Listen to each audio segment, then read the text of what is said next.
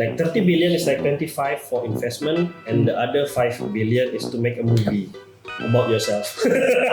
Inspire people.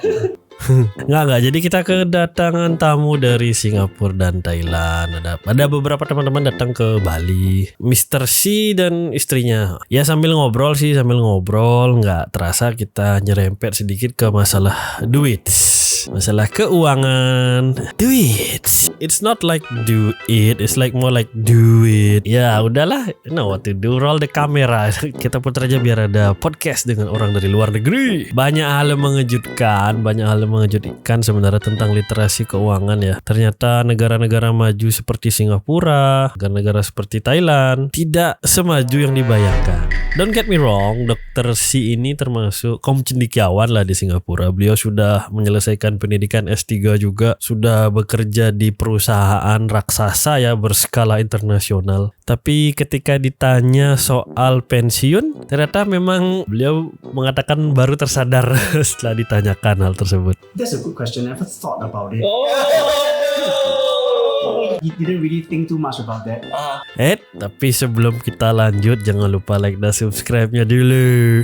Ini informasi mahal, ada education, ada pendidikan, diringkas secara jelas dan padat agar tetap menghibur lah. Ini udah susah-susah juga nyari international speaker, masa nggak like dan subscribe? Pelit sekali. Untuk yang sudah like dan subscribe, terima kasih banyak. Sebenarnya ada banyak rumus ya untuk kita menghitung dana pensiun. Saya pernah jelasin di video-video sebelumnya. Video yang ini juga yang paling jelas ya, yang orang-orang Aussie biasanya pensiun ke Indonesia gitu, pensiun ke Bali. Ada juga yang bikin rumus hitung pengeluaran bulanan dikali 12 lalu dikali 20 tahun gitu. Ya segitulah uang yang diperlukan untuk pensiun ceritanya. But let's get real. Itu kan pensiun dalam keadaan basic normal gitu. Ya nggak maulah pensiun. Semoga nggak pensiun dalam keadaan basic normal ya, kita kan maunya pensiun lavish. Jadi saya bilang to the point aja sih ke narasumber, ke teman-teman di luar tuh, kalau kita mau pensiun mewah di Indonesia mungkin hanya perlu 2 juta USD atau 2 million USD. Itu dengan kurs 15.000 sekitar 30 miliar ya. Terus kan pertanyaannya simpel, apakah kira-kira dengan 2 juta USD 30 miliar rupiah itu bisa pensiun dengan nyaman, dengan lavish kah di Singapura atau bahkan di Thailand gitu? So how about in Singapore? Can we live with like 2 million US dollar for retirement? But it sounds like an amount that you can, assuming that you retire at 65 and you're going to live for another, 20 years. You retire at 65, maybe live for 20 years. I think 2 million US dollars. I think it will be enough for for a very basic lifestyle. Okay. Yeah. Basic lifestyle. Basic lifestyle, I think should be enough. Okay. It's surprising. It's I surprising. thought no, like buying house. But assuming the house has been paid for, right? Okay. So there are a lot of assumptions, right? Yeah. So in a Singapore context, usually by 65, your house is already paid for. So you have no worries No about more that. worries about house, right? You own it for 99 years, but you're not going to outlive your house. So I think that's I don't think you're going to outlive your house.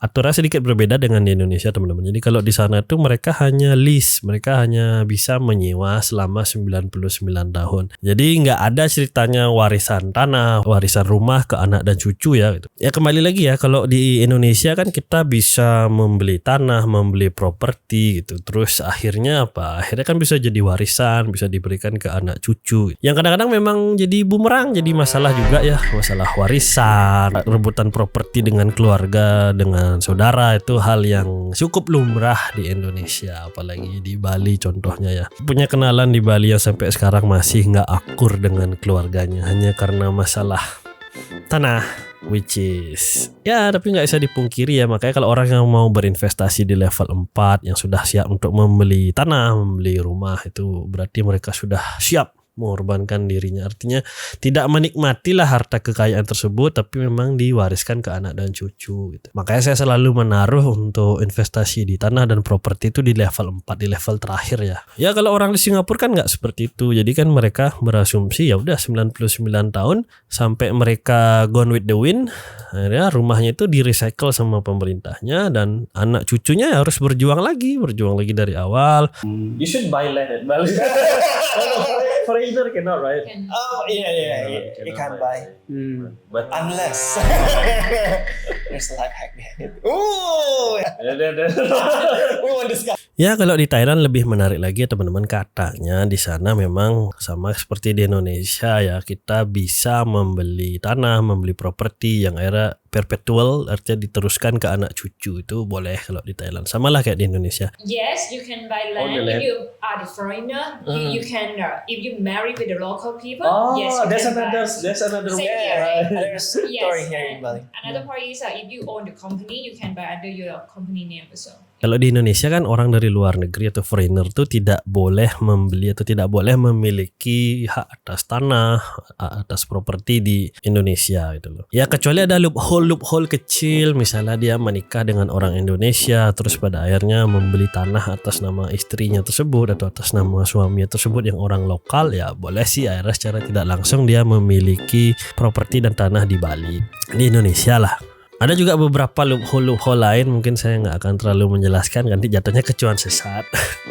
Ternyata di Thailand juga sama seperti itu. Jadi kalau memang mau orang dari luar memang mau membeli tanah di Thailand, ya harus paling tidak menikah dengan warga negara di sana atau ya membuat company. Ternyata kalau kita punya perusahaan dari luar terus bekerja sama atau membeli perusahaan di dalam negeri di Thailand, ternyata boleh membeli tanah, membeli properti di Thailand. Ya berbeda halnya dengan di Indonesia ya. Kalau di Indonesia kan company atau perusahaan PT itu tidak boleh memiliki tanah. Jadi kalau di Indonesia tuh PT itu cuma boleh HGB, hak guna bangunan, hak guna tanah. Nanti ada masa berlakunya dan akhirnya harus dikembalikan lagi gitu. Kalau Mr. C pemahaman tentang dana pensiun itu sudah cukup bagus sih. Di Singapura sudah dijelaskan tentang compound interest. Jadi ada juga interest tahunan, berapa investasi akan terus berkembang. And it really depends on how you manage that money as well. If you're just sitting in a bank account, it doesn't do much. If you have some interest on it every year, and you cannot be too aggressive when you are in your 60s and 70s, Exactly. right?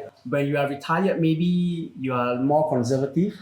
Maybe you are only going to get 5%, Yeah, but which is still good money. Still right? It's still good money. Sedangkan kalau kita dengar dari kata-kata istrinya kan, dia membayangkan kalau tabungan itu dipotong setiap tahun terus menerus dengan asumsi dia hidup 20 tahun lagi. Tapi kan orang-orang sekarang kan umurnya lebih panjang, bisa 30, 40 tahun lagi hidup ya umur 100. Nah, itu akan jadi masalah kalau misalnya dana pensiunnya habis gitu loh. Nggak salah sih sebenarnya, nggak salah ya mengasumsikan kita hidup 20 tahun lagi terus sisa uangnya 2 juta USD dipotong setiap bulan, setiap tahun, nggak salah juga. Cuma ya ada ilmu-ilmu investasi yang sepertinya terlewatkan, ilmu-ilmu yang memang nggak diajarkan ya, bahkan di sekolah dasar di luar negeri juga nggak diajarkan, di Singapura dan Thailand juga nggak diajarkan gitu loh, yang hanya ada di SD Harapan Investasi.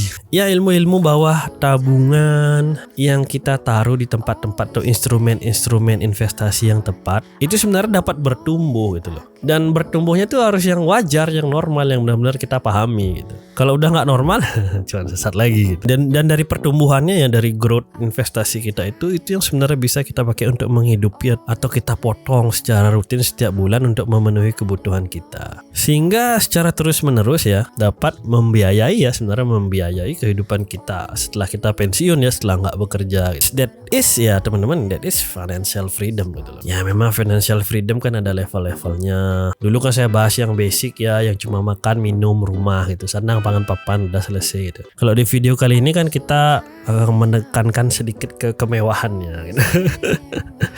Biar pensiunnya levis ya, bukan untuk mengendorkan semangat teman-teman ya. Justru video ini sih harus dijadikan sebagai pemicu atau sebagai penyemangat buat teman-teman untuk terus berusaha, tetap yakin, biar memiliki penghasilan lebih, tetap semangat di usia muda, di usia produktif untuk tetap berjuang dan berusaha, sehingga nanti bisa pensiun dengan tenang dan nyaman. Terima kasih udah nonton sampai terakhir, semoga semua sehat selalu. Kalau mau dengerin saya di podcast juga bisa di Spotify dan Noise ya.